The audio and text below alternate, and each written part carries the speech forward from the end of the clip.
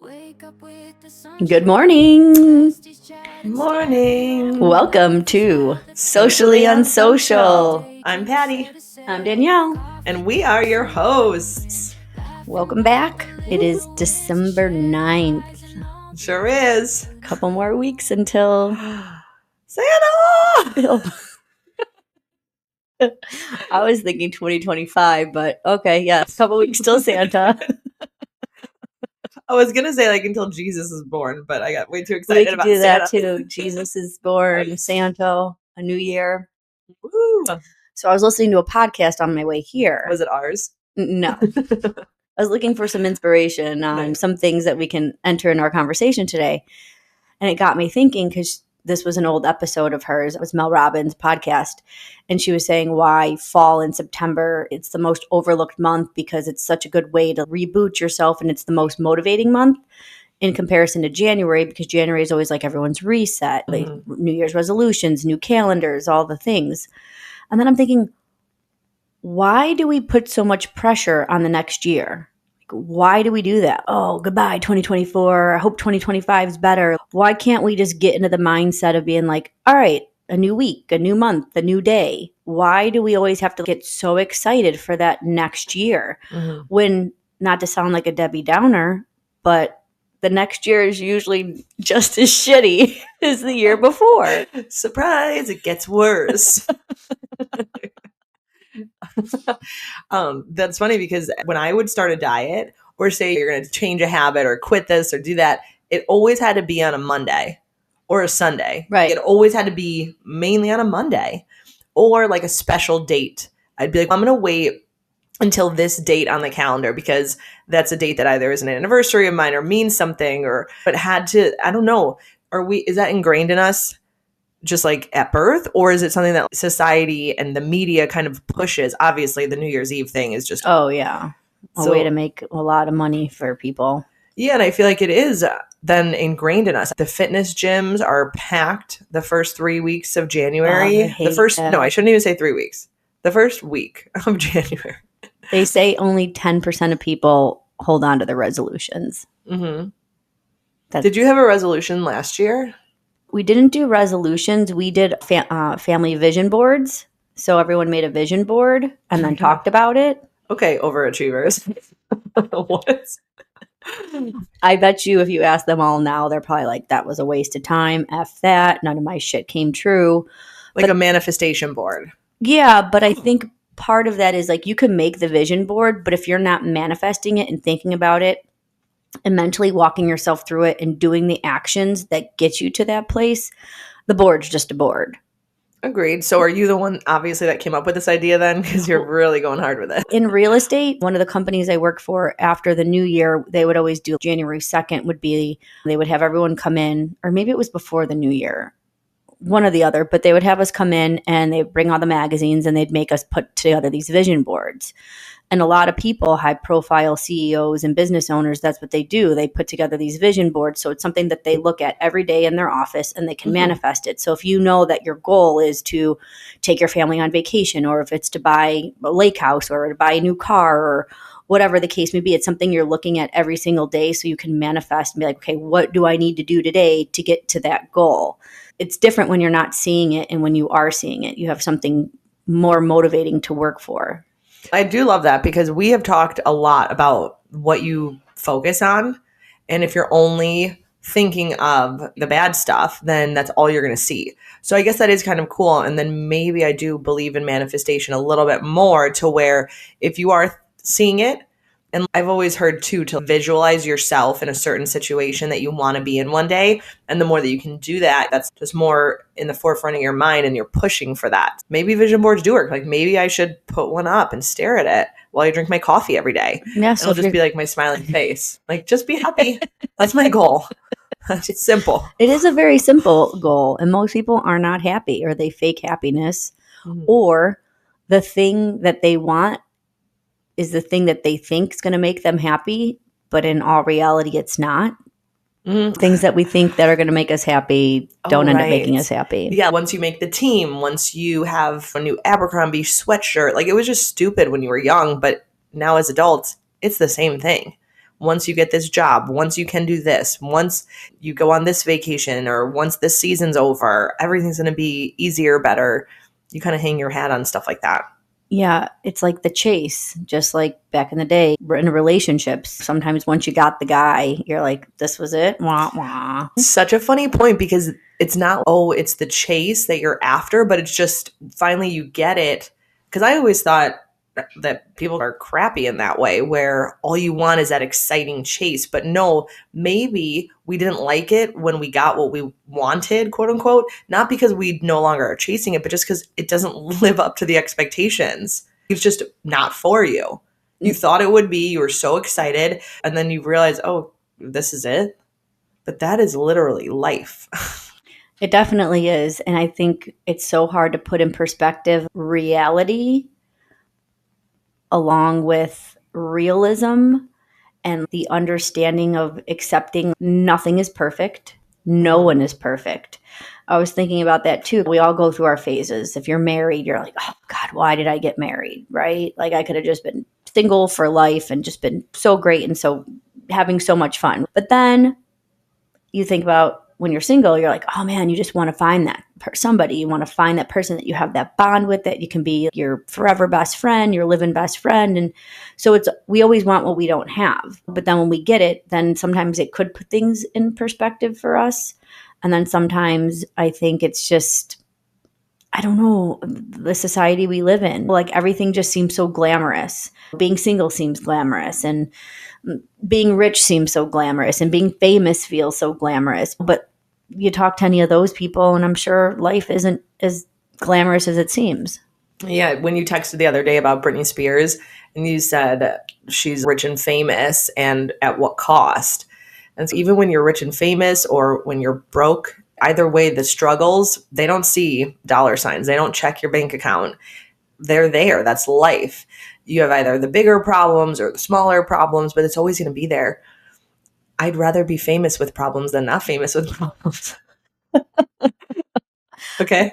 You would love someone hiding in your bushes every day, trying to get a picture of you taking out the trash. I'm ready.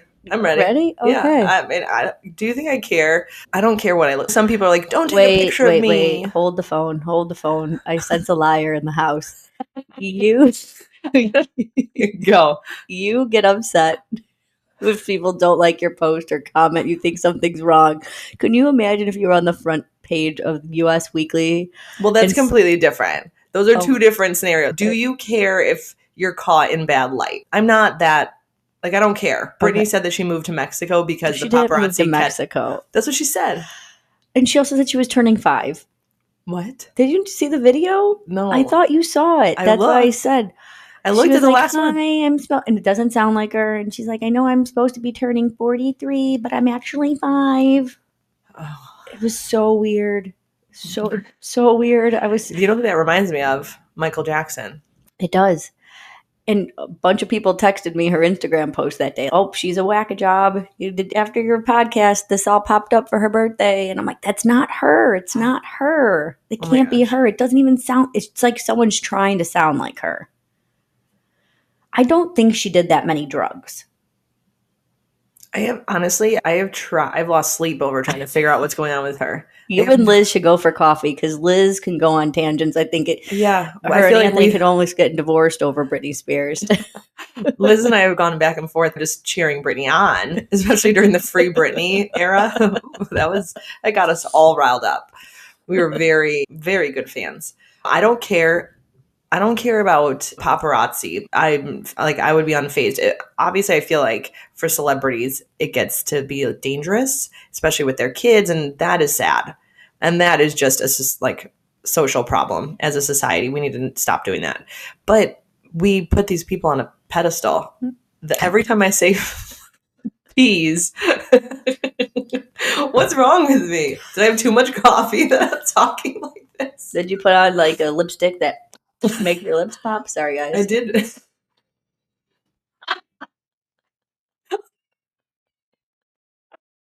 What more annoying noises can we make into these microphones? Who gave us microphones? I think that to myself every class I teach, when I'm just like, why are 40-something people in my class listening to me? Who wants this? What are you guys signing up for this for? It's They crazy. got nothing better to do. Like sweating their face off on a bike, listening to me on a microphone. That Next. should make you feel better. You're a positive channel. You're the motivation in their day. Heyo. Isn't that cool? What if it is? Like you are the highlight of their day. You are the high. You're the best. That you get them out of bed in the morning. That's pretty awesome. That's funny. I just got a visual of me like with members pulling people out of bed. Let's go. Time for our class. I'll blast good music. I'll sing maybe if you're lucky. Those are the people that need that motivation. So like their alarm goes off and they're like, oh, I don't want to go to the gym. But they remember how they feel after. That's really sweet. I wake up in the morning. So my kids, Mike and I were saying that how stressful it is getting the kids on the school bus in the morning because the bus drivers are like cutthroat. If you're not there, they wait there 2 minutes. Ours this year are great, but the bad experiences from the bus leaving, that is so ingrained in you when it happens because it's very traumatic. Especially if you have like work to go to and you're like, how can I possibly now get them there at 8 instead of them leaving at 7:30? Now my whole day's off. And it's stressful. And they all go to different schools, so they're all on 3 different buses, which is wild. Oh, God, that sucks. And 3 different bus times. Yeah, so it's crazy. But so I wake up early, or Mike does. But either way, I wake up and I say swear words in my head. And I'm like, oh, come on. Be more positive. I should wake up. And that's what I do with my kids when I wake them up. I'm like, good morning. Today's your opportunity. We're going to have a great day. Let's go make it happen. God gave us another day. And then it's this little like voice as they like are waking up. And then for myself in my head, I'm complete opposite. I'm like, F this, another day. So we need to get someone to record a message as your alarm to you and say, good morning, Patty. It's going to be a great day.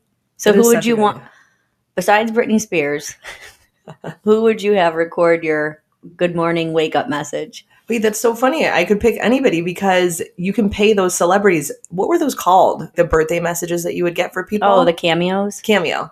Yeah. I could totally do that. Save it. Put it as my voicemail. Who would it be? You could probably just do ChatGPT and make it with their voice. Don't you see all the videos that like, especially with Trump and Kamala during that whole thing people made the videos with their voices? No. Yeah. And even the fake movie trailers. Have you been seeing that? No. Oh, it's so annoying. Like you think it's something good and then it's not. Yeah. There was one me and Missy got so psyched for. There was a Golden Girls reboot that was supposed to be with like Tina Fey and Lisa Kudrow. Oh. And it was like airing in June. And I'm like, oh my God, I sent it to Missy. I'm like, this is going to be amazing. And then it was like delayed and all of a sudden like fake news. People are making these with artificial intelligence. Same thing with the movie trailers. There was something. They're manifesting what they want. I guess. Like, here, Hollywood, stop doing reboots. Well, I guess that'd be a reboot. That's a total reboot, but give the people what they want. Yeah. And if it had gone viral, then I'm sure somebody somewhere would have picked it up and been like, this is a great idea. Yeah. So I guess that's not a bad idea, but I think you can save some money and just do it through artificial intelligence and put someone's voice on it. Yeah, I want it legit, though. If they're going to tell, I need to believe it. I need them to believe. It can't be some fake thing. So how much would you be willing to pay to get that message? I haven't even figured out who I want the message from. First, I'd have to think. And then Zach Bryan.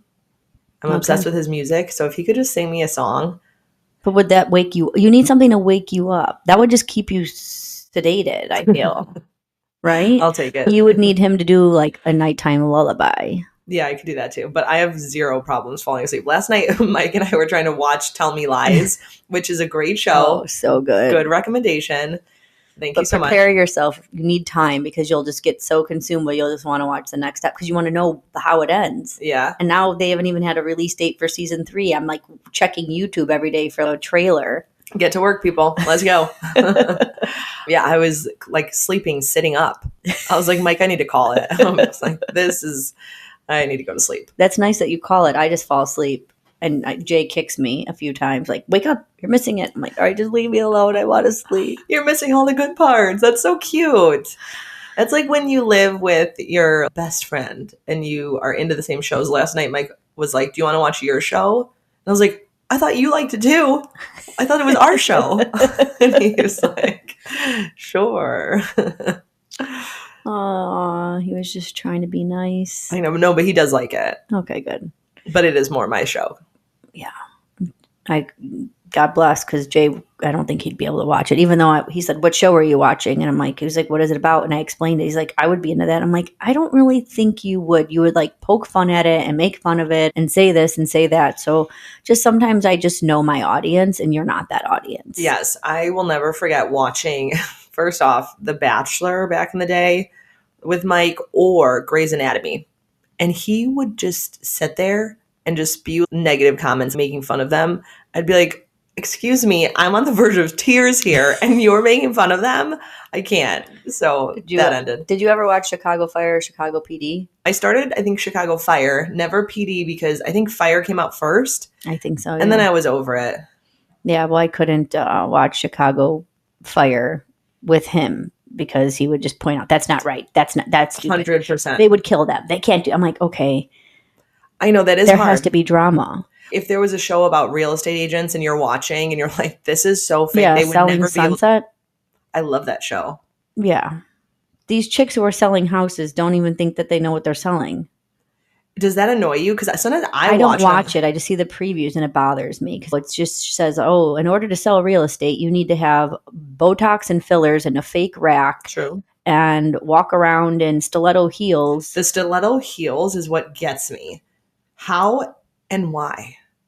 But I guess where are they? In LA, Beverly Hills? Yep, somewhere fancy. So nobody wants, you know how we talked once about dressing for the job that you want? Nobody wants a realtor that doesn't like make them want to, like, that you don't want to be.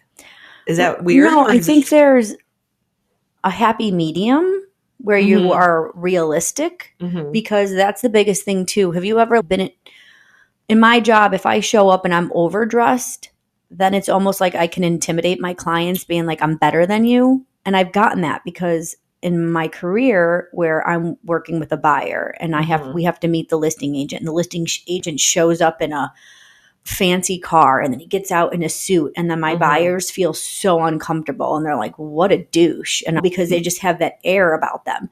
You need to be relatable. You need to know your audience, especially in real estate. I'm not going to come to your house in sweatpants, but also too, I'm not going to come in decked to the nines to sit at your kitchen counter and make you feel uncomfortable because you're in your sweatpants. That is why you're such a good realtor though, because you hit the nail on the head. Know your audience. You want to be relatable, not hateable. That is just such a good point. And it's more genuine, for sure. Yeah, and I think we've gotten away from genuinity just in life because everyone's just either chasing the next thing or mutating themselves to be a part of something. Wow. Family, friendship. Even in maybe your fitness community, you don't want to be the outsider. So even if you're just kind of playing the part within that circle because you don't want to offend someone or piss somebody off. Yeah, I could see that. That's really sad for me because I preach all the time in my work, in my classes, that you come as you are. You want to come and you look like this, you look like that. You did your hair today, you didn't do your hair today. Like, it's fine. I'm trying to slowly change that. And I say all the time, make it a safe space. Show up as you are. Sometimes when you feel like you have to leave your baggage at the door and then you do your work and you've left the baggage at the door, you're showing up as your best self. Sometimes I'm like, no, bring the baggage. It's okay. That's life. That's real. And if you bring it and you sit with it, and then maybe even we unpack it for a minute and I see what your baggage is and you see my baggage and we're just very open and honest and genuine and vulnerable. It takes a lot to do something like that. But then you get to when you pack it all back up and it doesn't really fit right back in that suitcase, and then you have to leave some shit there. And you do, and then you're better for it. And that's, I think, what we need more of. Yeah, that's like what we were talking about, like the love to hate kind of thing. I was on social media the other day and I'm scrolling and I come across somebody's post and they are just like being extravagant, like over the top, extravagant. And I'm thinking to myself, okay, I know we've talked about this. It's social media. Let it be their outlet. You don't like it, scroll past it, unfriend them, block them, right? But then I was like, oh man, I was going to send it to you and just have a heyday and be like, look at this. This is ridiculous. This is insane. What the is she, and all the things. And then I caught myself and I was like, why, Danielle? Why? What is that going to do? What is that going to do for you? What is that going to do for Patty? This person, this is their outlet. And I feel like that social media is one of those things that we love to hate. We love it, but we want to bitch about it too if it's not fitting our agenda or not fitting our day. If we're having a crappy day, of course, all we're going to see on social media is people posting all the amazing things and be like, how are they having an amazing day when I just had a fucking shit day, a shit week, whatever. But it's something that it's inevitable, right? That's funny. I'm trying, I can't even concentrate. I'm trying to figure out whose post it was. Who annoyed me? Who talked about how much they love their life and their decorations and their perfect Thanksgiving? I don't know. What was it? Can you tell us? No. I'm just kidding. I genuinely felt bad about myself. And then I was like, I want to go online right now and just post about what a shit day I had. And be real. But then unfortunately, I would have had to throw I couldn't just been like, why do you have a bad day? Well, because of this person, and I'm not mentioning the person or the things, because then I don't want to throw them under the bus, because it's not fair to them technically that I'm having a bad day and I'm letting them, shine their demons my way. But, I was going to say that is so funny, but it is. Speaking of that, so the other day I texted Missy and Angela something, and Angela responded back with like the crying emojis, laughing. And then Missy responds back with, that's so funny. And in parentheses said, but I'm not laughing. I was like, oh, thanks for listening. Missy, we love you. And we love you. That's so cute. Oh, that's funny.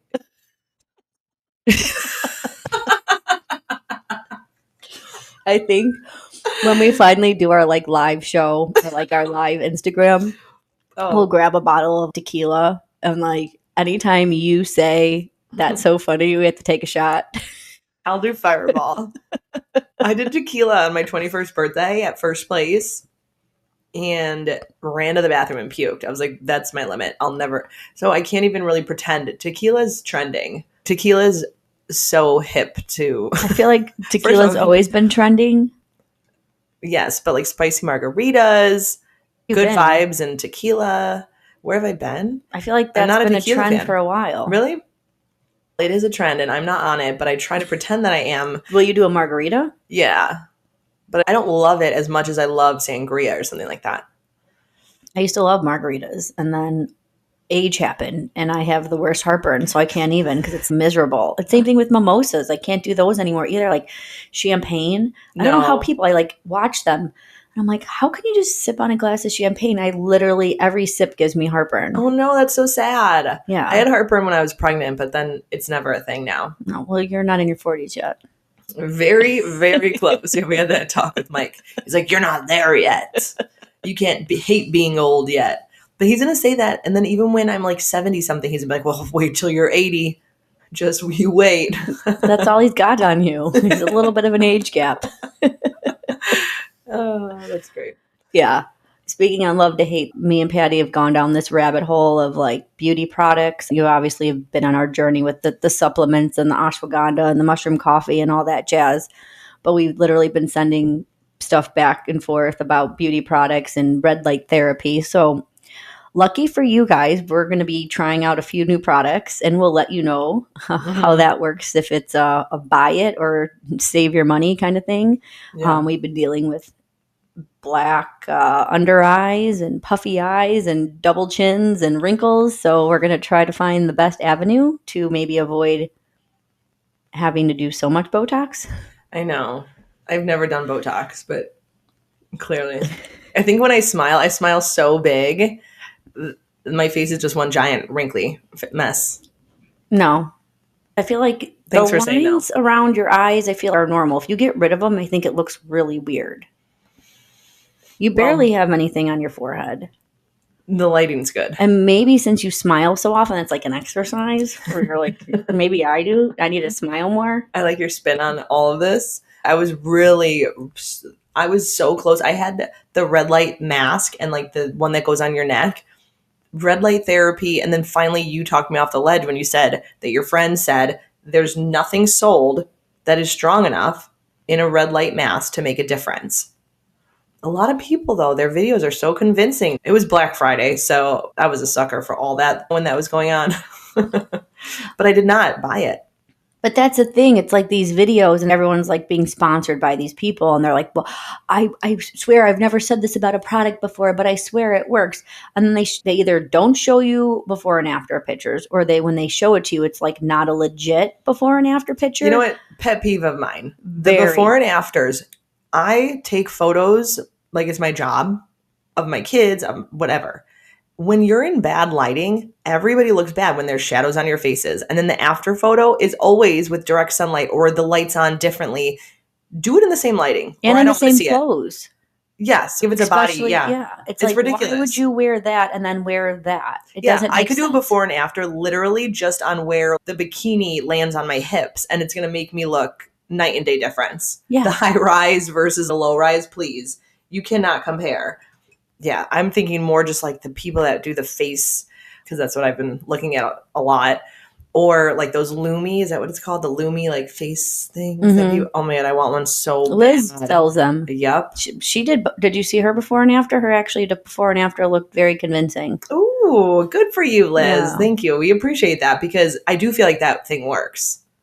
So I'll have to look at Liz's thing. Yeah, I'll have to talk to her more about that. I have not. But it's pricey. Like any good thing in life, if you want a clean face, you got to pay for it. But if you think about it, if you don't want to go and get, they say facial, ideally you should get a facial once a month. That's laughable. Who here is doing a facial? Who has time for that? Not even that. It's expensive. Yeah. I don't even like get a good facial average is like $300, like with tip and stuff. Yeah. I'm just thinking. Yeah. That's great. That's a lot. I know. That would be like the pleasure of having all the like disposable money, just like the dumb shit you can do. Okay, I'm getting a massage once a week. I'm getting a facial once a week or once a month. And I'm going to go and sit in red hot therapy and do all the things. And you're never going to go bored if you're never working because you have all the money to do all the fun things. That takes me to one product that I have purchased, the NAD Plus. It's so I almost bought the pill version, and then I heard that the pills your body doesn't absorb. Oh, you bought the liquid. So I bought the liquid, the RHOC or something. It supposedly it tastes good. I'll report back, but I'm very excited about it. It talks about like longevity of life and just more energy, more focus, all the things that I need. So we'll see what happens. Okay, so when you're trying that, because I wasn't going to add that because I bought the, oh my God, what did I buy? The Primal. Oh, the meat thing? The meat thing, yeah. What is it called? So sorry, Kim, my friend who's a vegan who talks to me about my meat all the time, but it's animal organs and organ tissue in a pill form, and they say it's the best for a woman, especially that you're eating all that stuff and helps with your hormones and helps with your skin growth, your hair growth and your skin clarity and all the things. And they say it's a tremendous difference between month 1 and month 3. Ooh. So I ordered that Black Friday special. So I'm excited. Everyone says their energy is better and all the things. So good. Well, are these people that you know that are saying their energy is better, or are you like me? You're just watching the videos. I'm watching the videos, but after I watch the videos, then I'll go and I'll do a Google review and search them on the internet versus that and see if there's like real testimonials, not people that are spewing it at them because they make a profit on it. Right. Exactly. Yeah. Cool. That's great. Well, you do that. I'll do the NAD Plus and we'll figure it out. I should also start taking my vitamins again. I'm so off the wagon with that. No, but then I watched another video yesterday, this other girl, Primal Bod, and she shows before and after. She was never like overweight, but she had cellulite and all the things. And so she switched gears and pretty much went on a carnivore and vegetable diet. And the tightening of the skin and the lack of cellulite from what she did was like amazing. Really? She's never had Botox. She doesn't dye her hair. And she was saying that the only supplements that she really truly believes in is if you live in a state that doesn't get a lot of sunshine, vitamin D is a must. And then fish oil, because no matter what we eat, we can never get enough of it. And there was one other one she stated, but she used to be like 32 supplements a day, and now she's down to 3 or 4. Wow. Good for her. Yeah. Okay. The fact that when I take fish oil, I have to take 4 of these big pills a day. And then on top of that, my multivitamins, my women's multivitamin is, I want to say 3 or 4 pills a day. But here's the kicker. There's an AM version and there's a PM version. I'm like, oh, I feel like my dad like lining up all these pills. And when I first started doing it a couple months ago, I was like, what? I had to take a moment and just breathe and just be like, this is okay. It's also very overwhelming because of the people I've been watching that are like certified either nutritionists or scientists. Mm-hmm. A lot of those multivitamins, I should find that video and send it to you. They say turn it on over, and if it has this, this, and this, throw it away. I hate this. Why are they selling us this stuff? Why can't everyone sell the right ones, the right products with the right things? Who's regulating this? No one. I don't think that they are. It's ridiculous. That's what makes me so nervous about getting these products. And because even the lotions that we wear or the perfume or this, like everything has all these chemicals. I hate it. It's so annoying. I'm just trying to live. Right. Right. And maybe smell good. Right. Is that a crime? Is that a crime? You want to live well and not smell like a rotting corpse. Yeah, it's a small ask, okay? That and I want to be happy. Where's my vision board? Let's go. Yeah. It's very simple. We just need 3 photos. No fancy sports car, no yachts, no nothing. Just happy. Yeah. But also, too, I feel like, I don't want to live forever. I'm okay with a little bit of bad because I don't want to live to 105. Danielle's drinking and smoking. I'm fine if I don't live forever. This is why I do what I do. That's right. I don't know how old I would want to be. I just want to be healthy. I want to be able to move. I want to have a sharp mind. You know, you see some older folks that are like so with it. And I love when people say that, oh, she's so with it. I want to be that when I'm 93.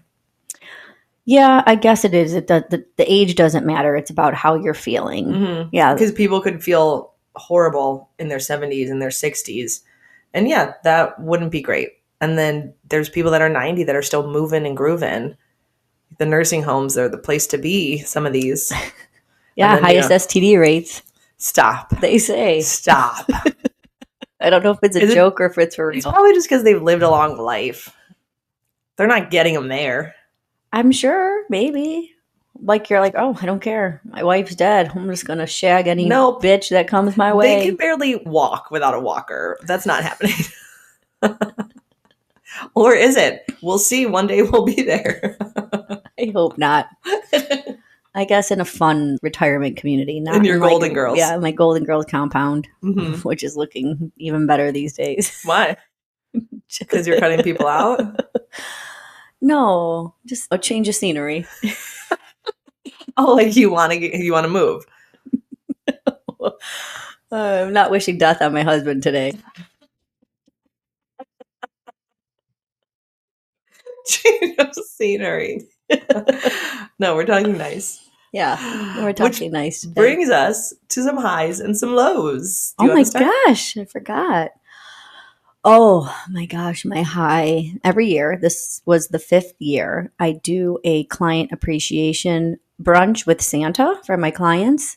So that was yesterday. It was Sunday. And it's always just amazing. It's an amazing turnout. And obviously being the 5th year, there's so many people that look forward to it every year. Mm-hmm. And so many people that haven't come because I think people get nervous, like, oh, there's going to be a bunch of people I don't know. And it's weird. And I'm going to this place and don't have to pay for anything. And so then when they come, they're like, oh my gosh, this is amazing. They get photos with Santa. Their kids have fun. Mm-hmm. It takes me a couple days to come down off that high because it just means so much to me because I just believe in, I feel like giving back is cheesy, but I want the people to know, my friends and family and clients, that I appreciate them. Mm-hmm. I am not successful as a realtor without the people around me that are spreading the word that they know and trust me to do my job. So I feel like everyone deserves to feel appreciated. So that's my way of letting everyone know that I really appreciate them. So just seeing. So we average about 200 people between adults and kids. And it's just a really nice time. So it was the highlight of my week. Oh, for sure. I remember the first time that I went, I was like, what's happening here? Like, how generous. It was really just so generous. And it does speak volumes. We talked earlier about, like, quote unquote, safe space.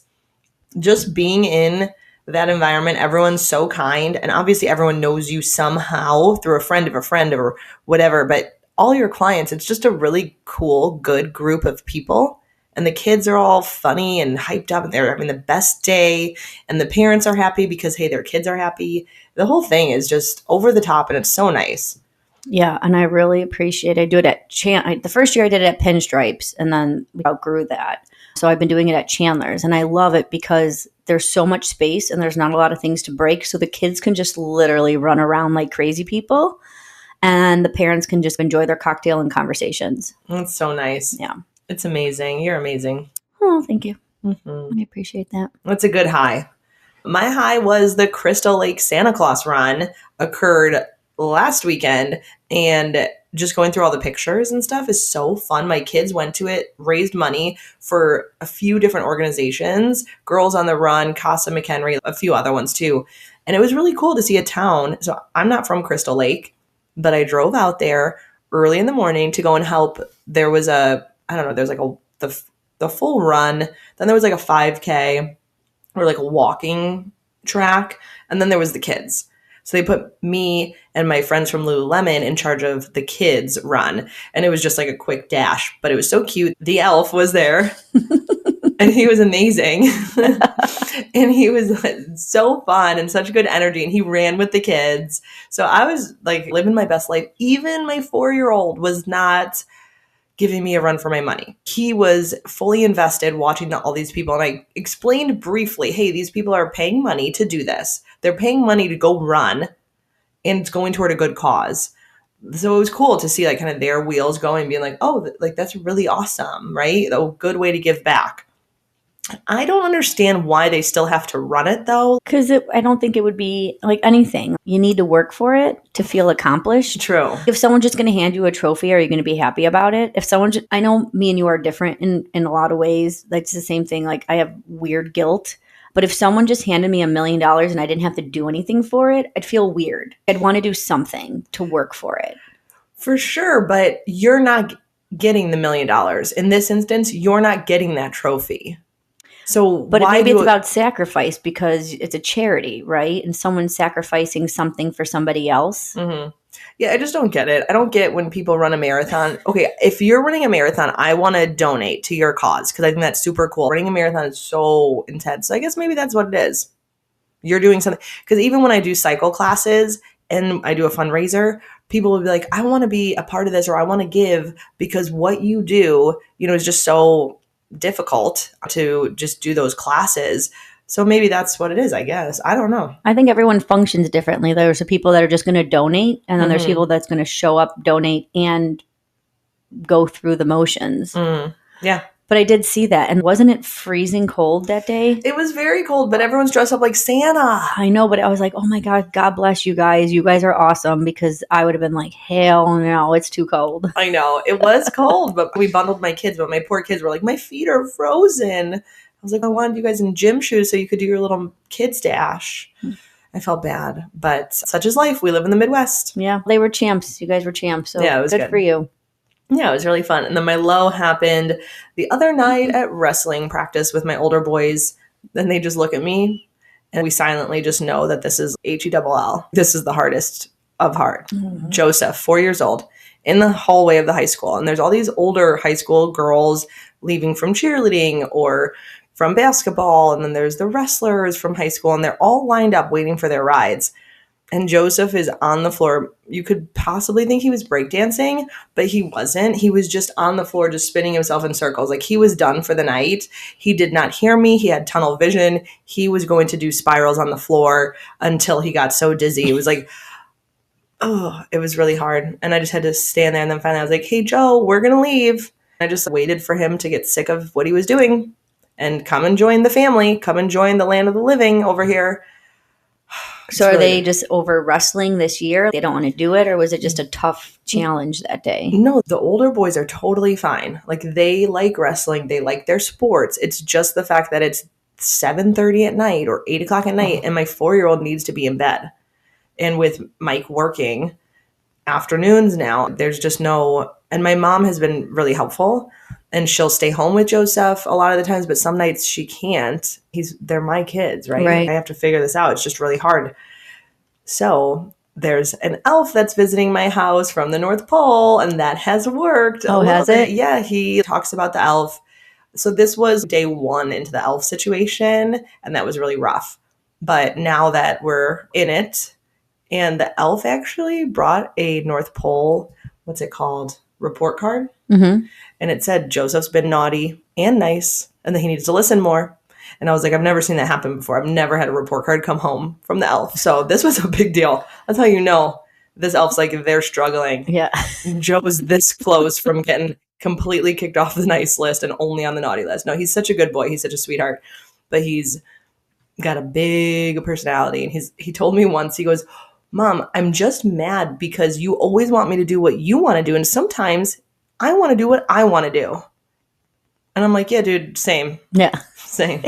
I feel that way all the time. So we're struggling, but we're going to get there. Oh, well, shout out to all the parents in this little elf season, because as much as I think it's kind of a cool idea to do it for 25 days, was it? Mm-hmm. And a few people, Michael and Michelle, I think that started 3 days early. Yeah, their elf is really like going after it. Yeah. Yes. I'm glad that I'm chill, you know? So like, I feel like Santa Claus pairs you up with the elephants.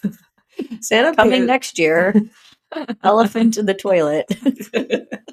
Santa really does a good job of pairing you with your elf so that it suits your family. It's very good. Very good. It's a good way of talking about it. Yeah. So what was your low? My low is watching my child go absolutely bonkers. And all that, you know what though? I did a service to the world because all the high school girls and boys that are sitting there watching, they were like terrified. They were like, this mom is speaking to her child and he's not listening. So it was good, like birth control for everyone. Oh, for sure. Remember that, folks. Remember that. Okay. In college, remember that. They're going to be like, well, there was one time that I was leaving practice and this kid. Scarred for life. Scarred for life. That kid was an asshole. No, thank you. Yep. I'm doing my like duties. I have to end my night at 7:30 so they can be in bed by 8. That sounds miserable. Mm-hmm. So think about that before you have unprotected sex, people. I know. Yeah. I'm just doing my job. Birth control for the world. I'll just walk around. If you want me like just pay toddlers to like come to your events and stuff so that if you're worried and your kids are like getting older and you're like, they're just not listening and they're a little rebellious or this or that, show them a toddler. We should do that. We should start an outreach program. If you are thinking about having a child, yes. And like it doesn't matter what age you're at, whether it's 18 or 45, call us. We will pair you up with a borderline devil child. So, you know, for the person that's not a devil child, but at that age where they might be a little bit difficult. And then the person donating their child gets a few days of free childcare. You've donated your teenager. Yeah. And then see who survives. Yeah. And then we'll see. We'll see how it goes. That's a horrible business plan, but or is it genius? I think it's genius. Just like people who get married in a church, they have to go through that pre-Cana, mm-hmm. You know, or that's Catholic, right? Mm-hmm. But anybody meets with your pastor. Yeah, but I feel like that could be a really good thing for people, very cathartic and just understanding and having the conversations that you might not have had with the person before, you know? Yeah, like what? Well, I feel like, so I was at a Christmas lighting a few weeks ago. It was the one at the Arboretum, and this girl walks out and she's holding a baby and the guy has like a car seat carrier. And I was like, they are so young. Then I realized it was a doll. And I was like, weird, because I used to carry my dolls around way past the age that I should have. Embarrassingly so. Maybe was it a school project? And then it dawned on me, no, she's not weird like you, Patty. She's not 15 carrying a baby doll around still. She's probably doing the school project. And I only realized that because the boy was like invested in it too. Because I was like, no boy, that's not happening. You never know these days what the hell is happening. So yeah, true. But I'm like, all right, so it's probably the school project. And I'm like, where are they from that they do that? I didn't do that project in school. Did you? Where you had to keep that baby alive? What was that for, like home ec? I think home ec or like health. I know some people had eggs that you had to keep alive or not crack or something. Oof. But maybe that was in a movie. We didn't do that. I didn't do any of that. No. Or maybe it turned out fine. Yeah, here I am all these years later, scarring the teens of the world with my parenting skills. One time I'll never forget, someone told me, like, if you don't run after your child, they're not going to run away. I was like, no, if I don't run after him right now, he's going to drown in this lake that he's running toward. He's not stopping. He doesn't know that he can't swim. They think they're superheroes. They're going to climb the fence. And some kids are just resilient. Not resilient. What's the word? Some kids don't effing listen. Yeah. Okay, and that's me. They're stubborn. With 2 of my 3 kids. So I know it's not me. I know it's not me. I know it's not my husband. It's not our parenting. It was ingrained in them. These are the boys that they are. They don't want to listen. They're very determined. Right. Boys will be boys. Kids will be kids. I feel like there's the difference between parenting and like delusional parenting is knowing what is like a natural adventure with your child and what is something that you can fix. I love how hard you're trying not to get canceled. You're choosing your words so wisely. Adventure. Yeah. You nailed it. Okay. I think that was perfectly said. Okay, thank you. Perfectly said. Yeah. I'm not a mom, so I don't want to offend moms. Because I feel like I offend moms quite often. Do you? No, I don't think so. Maybe not on our podcast, but in real life. Well, you know what? I think that it's not just moms, first and foremost. It's just that you speak your mind and the hard truths. So I was talking to Mike earlier today, and it goes back to Britney Spears too, but about your circle. And if you don't have people in your circle that risk offending you and hurting you and risk potentially ruining the entire relationship, friendship, whatever, because they're just going to be honest with you. If you don't have people that are willing to risk it, then you don't have people. Right. What's the point? Because you need people to hold you accountable. You want people that are going to play that other side and always make you realize when you're just kind of like off target. We're human. All of us are going to be off target all the time. We can't always get it right. So you need to rely on your people that are going to carry you through and slap you on the wrist sometimes and be like, that's not okay. What are you doing here, here, and here? Right. So while some people, it's because you get defensive when people point out your flaws because everyone's trying their best. Right. Well, not everyone. I think they think they're trying their best. Again, between reality and delusion. Mm-hmm. Right. So it's very hard when someone is going to point out something that whether you're conscious of it or not, that you've been working on or that you are struggling with, and then someone's going to point it out. Nobody wants to hear that. That's why I'm just like, go to therapy. Go talk it out. Figure yourself out. And the faster that you can figure yourself out and that you learn coping mechanisms, then you're going to stop ruining it for the rest of the world. Okay? Exactly. And it's not what you say, it's how you say it. And it's also situational. If you bring it up at the wrong time, then it's not going to land well either. That's me. I always bring it up. But you know what? And I understand sometimes opportunities aren't there at that moment, or there's people around that you don't want to say it in front of. Mm-hmm. But I feel that if you can bring it up while it's happening and not 3 days later. Oh, I love that. Because it also probably stews on the other person. Like, they've been thinking about this for 3 days since we had this conversation. Why didn't they bring it up then? Like, it's because we're not strong enough and we're not willing to risk your feelings to help you. I think that's what it is. Sometimes, so if I'm in the moment and I say my piece of what I think, and sometimes I can really upset the people that aren't ready or don't want to hear that. But I have 3 kids. I'm busy. Like we don't have time. I don't have time to always revisit this. So I'm going to tell you in the moment. And sometimes when I do, I don't think I'm as like my rate of honesty isn't quite as high as yours is. So it takes me longer a lot of the times. But when I do, and I risk offending people because I care about them and I think that, hey, if I say this, it'll maybe hit home, maybe resonate, maybe it'll help them, because it's always easier from an outsider's view. So it's no fault of anybody's, but you need people in your life that are going to call you out on your bullshit. Right. And I think too, once someone thinks about it, because there are people out there, I think, that call people out and say things, but it's not coming from a place of love. It's more about the person saying it than the person receiving it. Ooh. So I was thinking about that the other day as well. Like, why do so many little things about other people's life bother me? It shouldn't, right? Do I care that you have a job you don't love or that you don't have a job? Do I care that you're overweight? Do I care that you drink too much? Do I care that you are in a terrible relationship? yes, those things do, because it does affect you and your life and your health and the quality of life you're having. But is you doing that affecting my life at all? And then I think that's where we have to come from when we're talking to someone, is what you're doing. Yes, I can talk to you about it and say, I want you to be happy. And this is what I think you're doing that's sabotaging your happiness.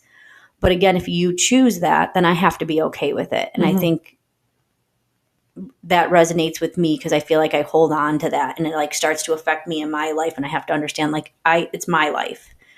I live in it.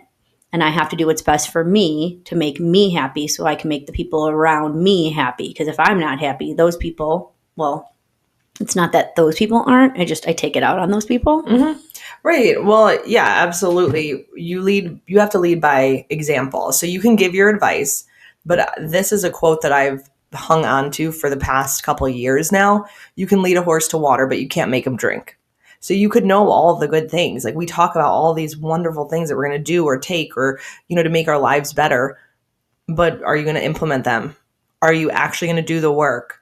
So it's like, you can say your advice and you can risk offending people, and you can just hope and pray that it's going to land on their hearts and in their minds in the right way, that you mean it with your good intentions. But if they don't take it, they don't take it. And then that's a hard pill to swallow too. But again, you can lead a horse to water, but you can't make them drink it. Right. No, I've been saying that for years. Yeah. That is definitely in the top 5 sayings, I feel. Yeah, of all time. What's the top, like, 1 or 2? What else? What other sayings do you like? I mean, it is what it is. Like, it is. C'est la vie. Isn't that it? C'est la vie? Yeah. Or was I thinking que sera, sera? Which one? No, c'est la vie, I think. I think that's life. No? It is what it is. Whatever, okay? I don't need other languages. I got English. Yeah. Moving on. And I do, the golden rule I say a lot, do unto others as you would want them to do to you. Because I feel like if you say that over and over and over again, you'll be more conscious of your actions. Ooh, I love that. I could just stamp it onto people's foreheads these days. It's one of the memories I remember from first grade, I believe. It was like hung over our door in first grade, the golden rule. Like, that is what I remember from first grade, maybe kindergarten or first grade, but at young age, remember learning about the golden rule. Remember it was on a sign above the door. And that's really sweet. Shout out to your teacher, because they are the ones that decorate it. So they could have put up like the ABCs for the 80th time, a poster like that, but they chose that. So good. I'm glad that they instilled that in you. Yeah. See, sometimes a memory works. Hey-o, sometimes. Every now and then a blind squirrel finds a nut.